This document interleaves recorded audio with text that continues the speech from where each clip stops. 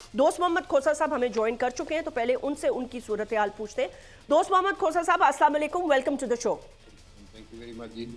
बहुत बहुत शुक्रिया वक्त निकालने का। चलें, तो सियासत में पहले आपसे इलेक्शंस पर बात हो रही थी कि क्या होगा क्या नहीं होगा, ये सारे मामलात आ गए, कुछ बड़े सरप्राइजेस भी थे। अब पाकिस्तान पीपल्स पार्टी आने वाले दिनों में आपकी हिकमत अमली क्या होगी? मतलब पंजाब के हवाले से क्या आपने PMLN से कोई डिमांड्स रखी हैं, अनअपोज्ड उनके साथ साथ चलेंगे?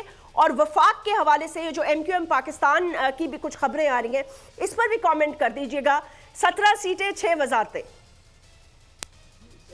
सबसे पहले तो जी पीपल्स पार्टी का बड़ा क्लियर स्टांस है।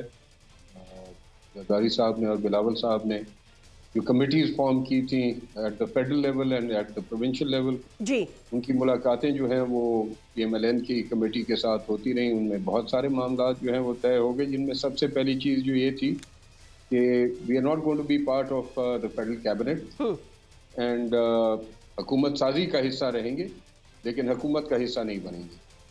अच्छा खोसा साहब, I just want to know what does that even mean by the way? That means that government कायम करने में पीपल्स पार्टी अपना किरदार अदा करेगी, लेकिन गवर्नमेंट का हिस्सा नहीं बनेगी। तो आप एक ऐसी, ओके ठीक है, चलिए क्लियर हो गया, लेकिन अवाम को ये बात किस तरह आप समझाएंगे कि जी आपने, चले फर्ज करें मैं एक बात कर लेती हूँ, ये जाहिर है पाकिस्तान के मफाद में है, अच्छी बात है कि एक हुकूमत साजी होने जा रही है, लेकिन इन द लॉन्गर रन, मतलब let's assume after the IMF package a year और 2 years, what is people's party going to say that हम इनको सपोर्ट कर रहे थे या नहीं कर रहे थे? नहीं, year 2 years down the lane वो तो फिर तब की बात है ना, जब वो ईयर या 2 years जो है वो जब वक्त आएगा। फिलहाल तो जरूरत यह है कि पाकिस्तान में हुकूमत कायम हो। ठीक, जिस अंदाज में इलेक्शंस कराए गए वो तो एक बहुत बड़ा सवालिया निशान है उसके ऊपर। ठीक, इसमें तो कोई दूसरी राय नहीं है। जिस तरह से कंडक्ट किया गया और जिस तरह से कंडक्ट रहा फिर उन फोर्सेस का या उन कुव्वतों का जिन्होंने पाकिस्तान में ये हालात पैदा कर दिए कि कोई एक जमात या 2 जमातें मिलकर हुकूमत साजी नहीं कर सकती, और जिस नाजुक मरहले पे इस वक्त पाकिस्तान खड़ा है माशी तौर पे और माशरती तौर पे, माशरा भी और मईशत भी, ठीक कह रहे हैं आप, उसमें फिलहाल ज़रूरत यही है कि हुकूमत कायम हो और वो जो बेहतरी की तरफ कदम बढ़ा सके बढ़ाए। पाकिस्तान पीपल्स पार्टी ने बिल्कुल इस पे एक वाज़ेह स्टांस लिया था, लिया है और लिया रहेगा उनकी तरफ से। एक चेक भी होना चाहिए ना गवर्नमेंट के ऊपर। एक मेजर फोर्स है पाकिस्तान की पॉलिटिक्स में पाकिस्तान पीपल्स पार्टी, एंड अगर वो हुकूमत का हिस्सा नहीं बनती तो इसका बड़ा वाज़ेह सबूत ये है कि वो गवर्नमेंट की परफॉर्मेंस को चेक करेगी।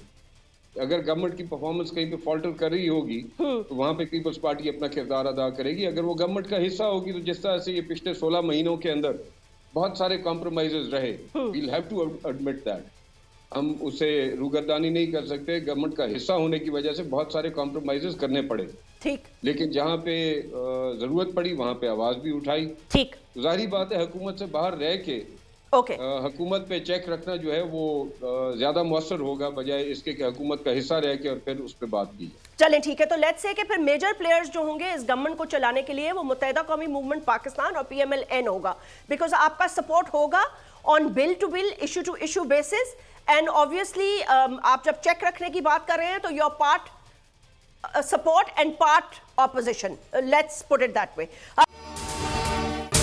अगर ये वीडियो आपको पसंद आई है तो इस चैनल को सब्सक्राइब करें और बेल आइकन को क्लिक करें। सब्सक्राइब करें और बेल दबाएं ताकि कोई खबर रह न जाए।